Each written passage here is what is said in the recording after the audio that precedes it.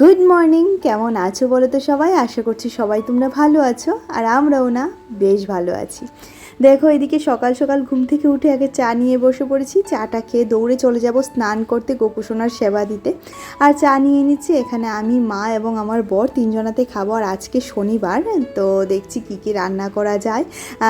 তো এদিকে চাটা নিয়ে নিয়েছি, আর চায়ের সাথে আজকে কালকে বেকারি থেকে কেক নিয়ে এসেছিলো, সেটা আছে। তো এদিকে দেখো চাটা হয়ে গেছে আমার, আর পাশের গ্যাসে কিন্তু আমি ভাত বসিয়ে দিয়েছি।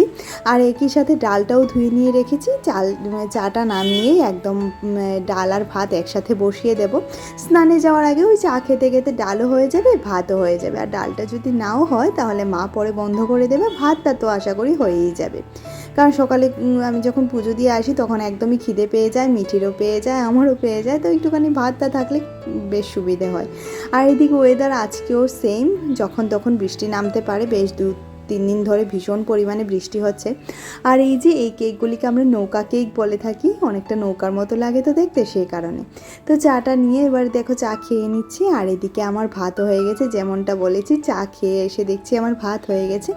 এবার ভাতটা নামিয়ে রাখছি, আর ফ্রিজ থেকে মাছটা নামিয়ে বাইরে রেখে তারপর আমি স্নানে চলে যাব। স্নান করে পুজো দিয়ে দেব, তাহলে আমার সারাদিনের কাজ থেকে মুক্তি। কারণ গোপুসোনার সেবা হয়ে গেলে মনে হয় বড়ো সড়ো একটা কাজ হয়ে গেছে, জানো তো। কারণ ওই যতক্ষণ না গোপুসোনার সেবা দিতে পারছি, আমি কোনো কাজের তালগোল পাই না। তা সে যতই আমার ব্যস্ততা থাকুক, যতই যা কিছু থাকুক, আমার মনে হয় ভগবানের সেবা আগে না করতে পারলে ভালো লাগে না, তাই না?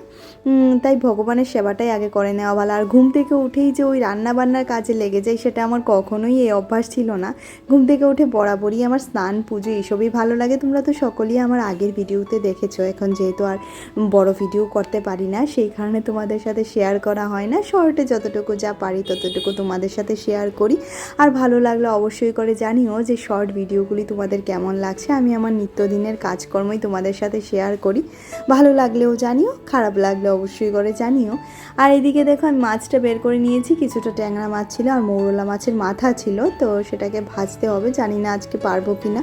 তো চলো, আসছি পরবর্তী ভিডিওতে।